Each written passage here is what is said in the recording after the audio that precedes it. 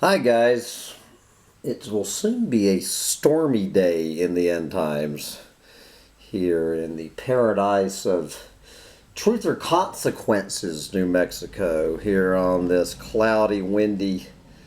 It's a Thursday morning, I think November 3rd, 2016. So I guess this is going to be my depressed collapsitarian rant, guys. Originally, this rant was going to be my climate change meltdown roundup rant for Wednesday. But what happened was, what I was going to do was review this new documentary by my, I guess he's my Humpty Dumpty tribe hero, Leonardo DiCaprio, with his new Save the Planet documentary about climate change called Before the Flood.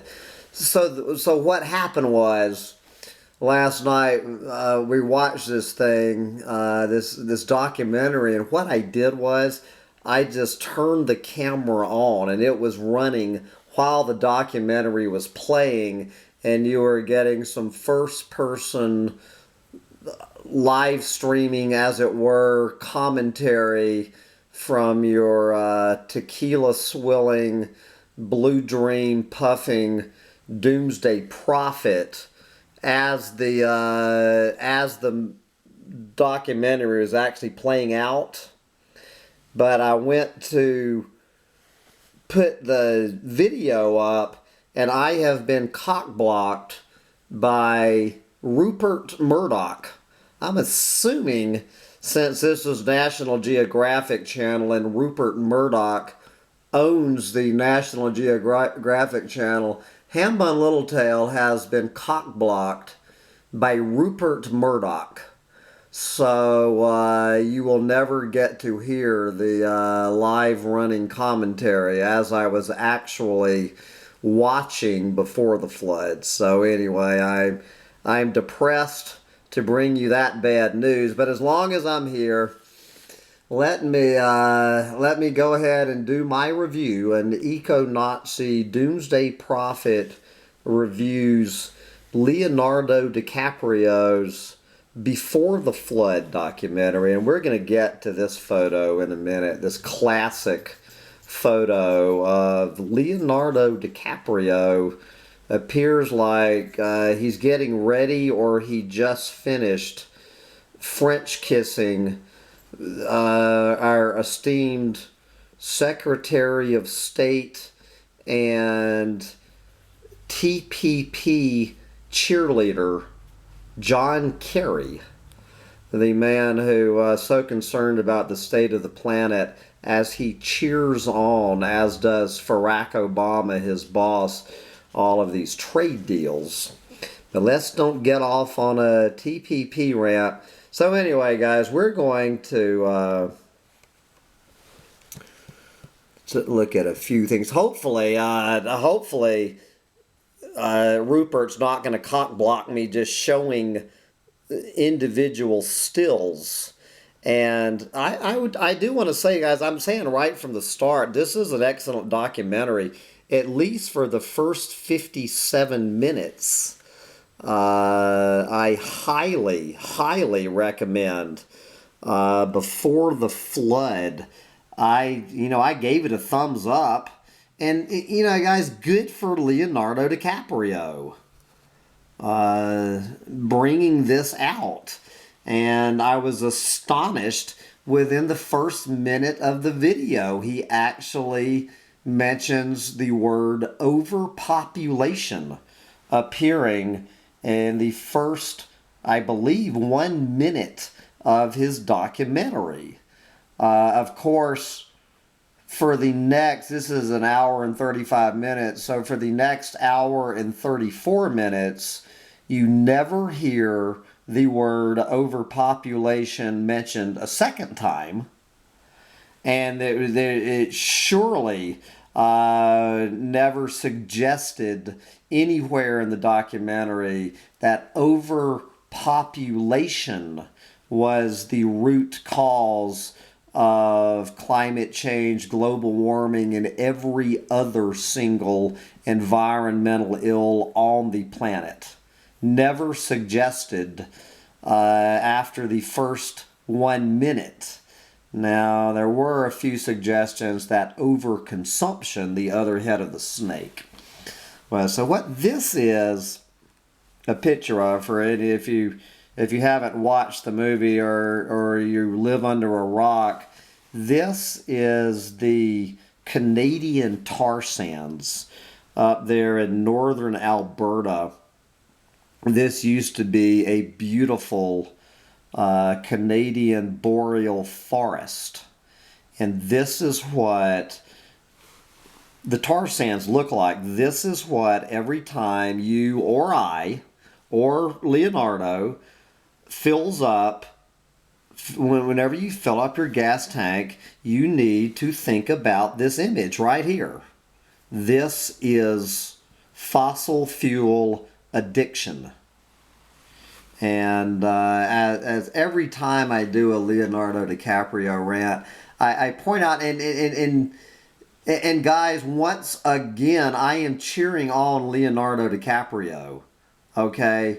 But the inconvenient truth about Leonardo DiCaprio is this, that if 1/10 of this planet had Leonardo DiCaprio's carbon environmental footprint, this planet would have been burnt toast 30 years ago. And to Leo's credit, he does mention in the thing, he does address for about 15 seconds his own personal carbon footprint.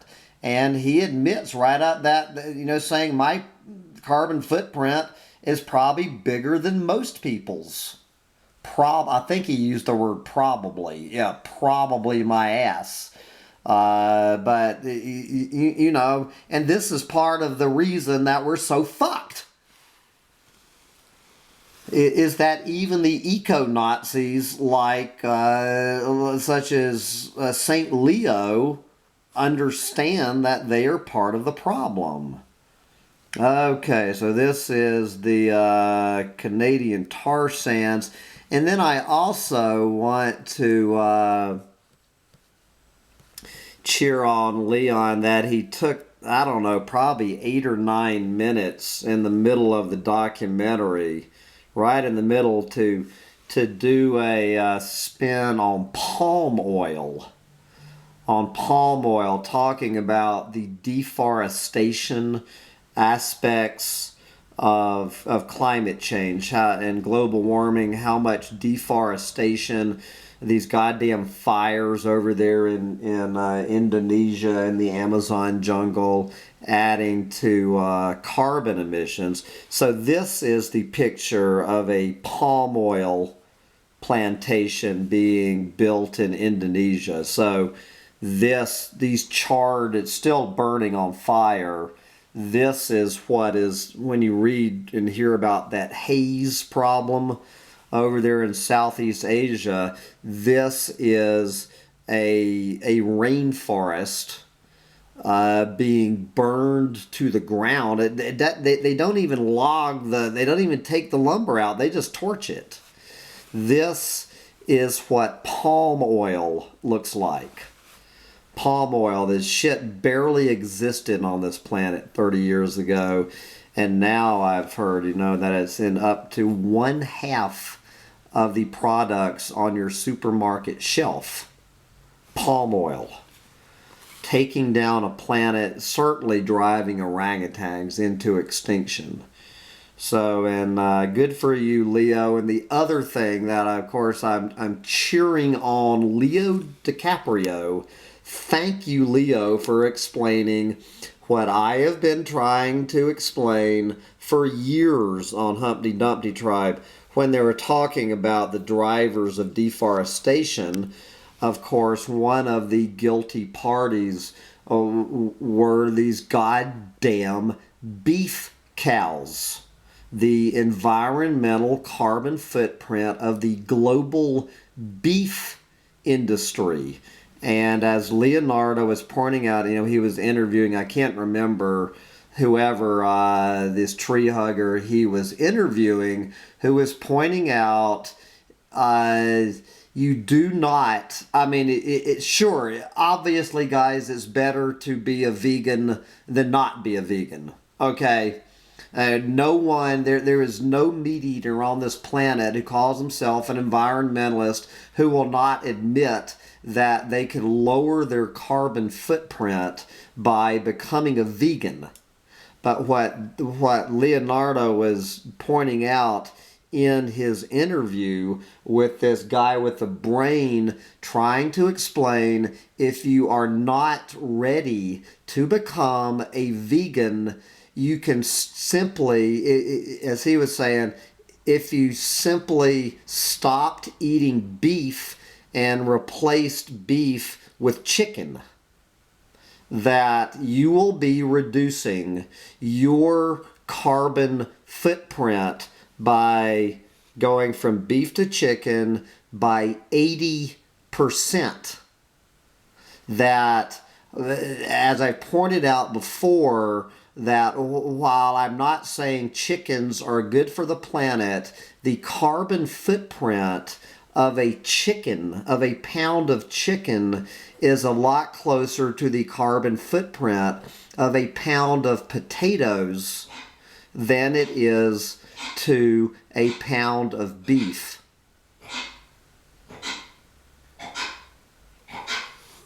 Sancho Panza, what are you doing? Are you puking? My little dog is not feeling good today. So anyway, thank you for pointing this out. You are 80% of the way there to being a vegan. And a vegan, I mean, anything has a carbon footprint. And I don't care what it is. I got to, what's your problem, little dog? Are you sick? My little dog is puking all over the damn floor. Jesus, something else I got to deal with, a puking dog. So anyway, thank you for explaining that, Leonardo. And so as I say, for the first 57 minutes of this hour and 35 minute documentary, I am cheering on Leonardo DiCaprio, where the problem with this documentary is starting, oh shit, I hope that little bit didn't get me, oh god, that probably got me my copyright violation right there. God damn it. Anyway, it's after the minute 57 when he starts talking about solutions to what we're going to do about this, that we enter the realm of the apocalyptimist. The apocalyptimist enters the picture, and it starts out with Elon Musk. I think Elon is taking Leonardo to Mars with him in a couple of years, as Elon Musk and anyone else with a brain and several $billion taking their damn asses to Mars to get away. He talks, Leonardo poking fun at himself, how he used to be promoting these little goddamn light bulbs. I think it was on Oprah Winfrey or something, a film clip of him a few years ago, promoting the use of these little curly Q light bulbs to save the planet. And now laughing at him ever believing the fact that we're going to save this goddamn planet by changing our light bulbs. And then what does he do? He goes from laughing at himself that we're going to save the planet through light bulbs, and he starts talking this unadulterated horseshit that we're going to save the planet through solar panels and windmills. I wonder how many years is Leonardo going to be updating before the flood with part two of this documentary after the flood, when he is poking fun at himself and any other clueless fucking moron, techno-utopian, apocalyptimist acting like we are going to save the planet, that the United Nations, John Kerry, Barack Obama, the president of China, the United Nations, that we are going to save this planet from climate change by solar panels and windmills. That is going to save the planet. Anybody with a fucking brain knows we're going to save this planet with solar panels and windmills about as much as we are going to save this planet with curly Q light bulbs. Pull your head out of your ass. And that's the bottom line criticism. That in the first minute of this documentary, he mentions overpopulation, and then you better believe that Rupert Murdoch and National Geographic and anybody else is not going to even get close to what we need to do to save this planet, and that is to reduce the population of consumers of everything on this planet, such as gas-sucking cars and beef and everything else, and palm oil and all of this other shit. When we reduce the population of the consumers of this shit by 90%, we will reduce the demands on this planet by 90%. Leonardo DiCaprio, who right now is childless, although he states in this thing, when I have children, acting like Leonardo is announcing in here that he intends to have children at some point.